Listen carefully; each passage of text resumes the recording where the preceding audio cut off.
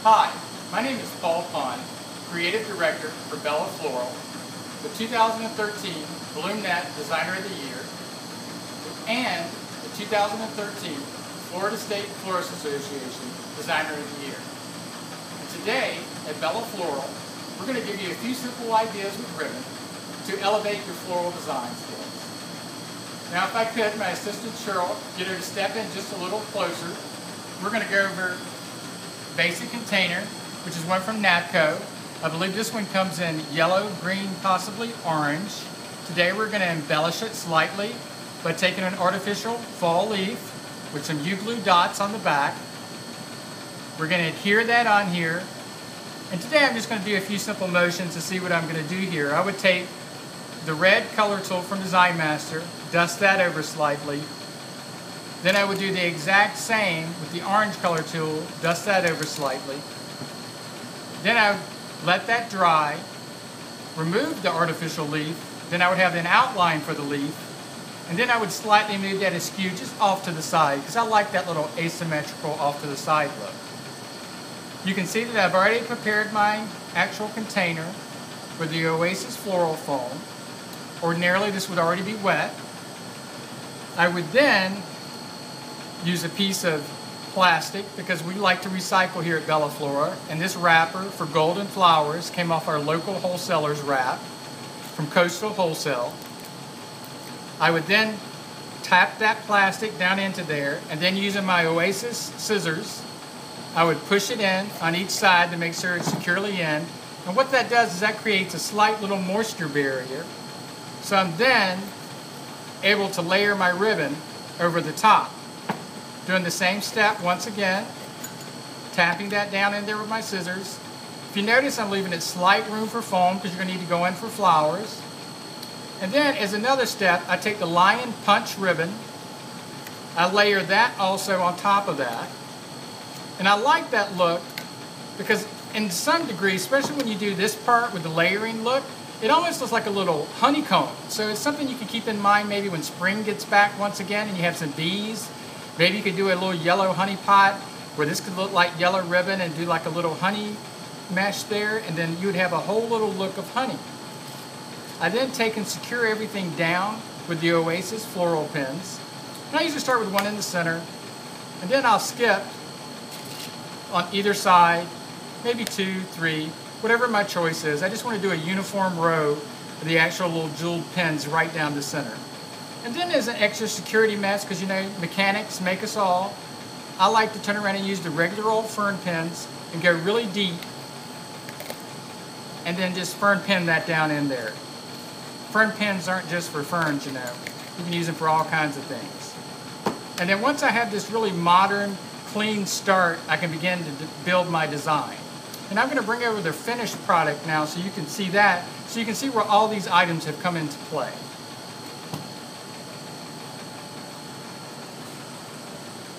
Now, as we look here at the finished product, I'll start at the top of the design and work my way in.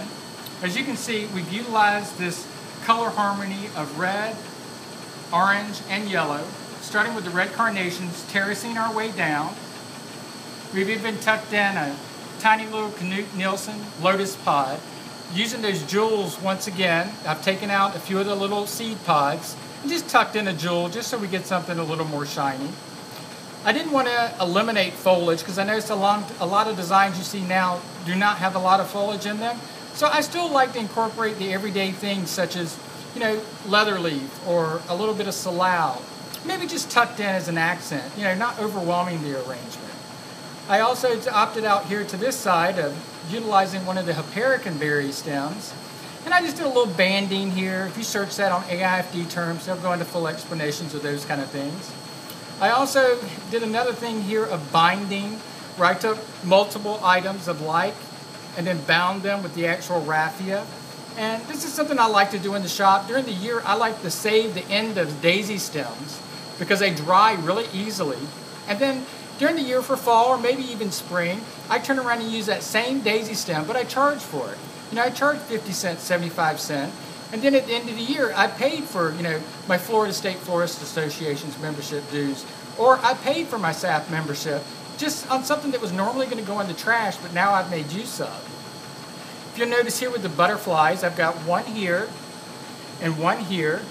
I really like to use nature, insects, birds, and pairs, because I just think that's really nice. It's almost like they've got a little friend accompanying their relationship of the design. And then, you know, we finished and filled in the rest of the arrangement with these wonderful fall little daisies and the Solidago as a filler. If you'll come in deep, you can see the treatment here that we've done with the little Oasis pens. And then I took the Molino also that we have also, which was another Oasis product, and I lightly covered it with some of the copper design wire, just on one stem of that. And then the others, I just tucked in loosely, just to create just a little bit of rhythm. So I didn't have just a very vertical straight line. I also had some rhythm and play. Everything to bring you deeper and deeper into the design, including using some little loose hypericum berries. Now next, I think you're all familiar with this basket, probably. This is another NAPCO container. We call it the bird's nest here at Bella Floral. We're very fond of the birds. Same technique, basically, we're doing here, except I've altered this just slightly. On this, I'm still starting with my basic, you know, Oasis floral foam. I'm slightly lifting the rim of the basket, just threading it through,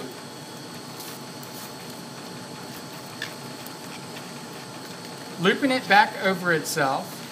And by the way, this is the binding wire from Oasis too, and I like using it with this natural type of basket because I just think it works, and then I don't really have to hide it. I can treat it as an additional vine just by wrapping it around my fingers. I then once again use that reliable fern pen, who I really, really like. I don't think people use enough of those nowadays. Back to my recycled material once again, provided to us by Golden Flowers because I swiped it off the wrappers that came in from Coastal Wholesale. I'm doing that same layered look, still leaving room on one side because you can always come in from the other.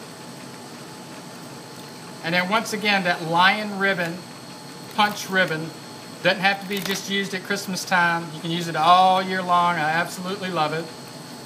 And then in the next design part of it, you're going to see where I finished it off with some more of the Oasis black pens and some other additional things. I'm going to bring the finished product over for you. And we'll start once again at the top of the design here. As you can see, I've done that terracing step again. And these two designs you've noticed, and what we try to do here in Bella Flora, is we try to stretch the line, because sometimes the larger something looks, possibly the more they'll pay for something. The first arrangement you saw ranges out in the price range, probably about $38 to $40. This is going to be a little bit more than that, probably about the $45 price range, maybe $50, depending if you added additional things in there. We chose to do the orange lily, where the one over the top has grouping effect, obviously, which you've seen in several of the arrangements that I've used. But the one lily actually seems to shelter the next below, which I like. I also like to incorporate a combination of dry and artificial. This is an artificial vine, possibly came from either Pete Garcia, could have came from NAPCO, I'm not exactly sure on that, and a Knut Nielsen dried grapevine orb. Same technique once again. If Cheryl, you'll peer down in here for me just a moment. We've used that whole little honeycomb effect with the ribbon, and then once again I've incorporated two ladybugs because once again I think it's nice to have a friend along with the journey. If you're doing it, it just makes it more fun. Another use for ribbon, I covered the actual florist wire, then I took actual orange ribbon, and then once again I bound it over with the copper Oasis decorative wire with that. I also chose to do a curlicue here around the center axis of this right here yellow carnation that I decided to give a piercing effect where it actually pierced the foam on a horizontal. And I've seen a lot of the helix and spiral designs now, so I thought it was a nice touch in order to do that. I also like to use artificial fruit because, most of us hear the stories about the combinations of fruit and flowers. Maybe they're not good for the flowers, I'm not sure. Maybe this could have been a pumpkin, but because I do live in Florida, I opted for the orange, which is good for the orange business as far as I'm concerned. Once again, Solidago is a filler, a little Hypericum berry, lovely little bird's nest basket from Napco, and you just got an astounding design that is stuck from just a few flowers in a vase. It's very important for you to either take a design class. I know there's some greats out there, Jackie Lacey from BloomNet, AIFD, Marie Ackerman from Teleflora, Deborah Della Flora from FTD. Whoever you choose, it's always good to take a class. And if not a class, at least join your local florist association. For instance, January the 19th, 2014, the Florida State Florist Association is doing a show in Pensacola, Florida. I will be doing a show there called Learning to Use Your Tools.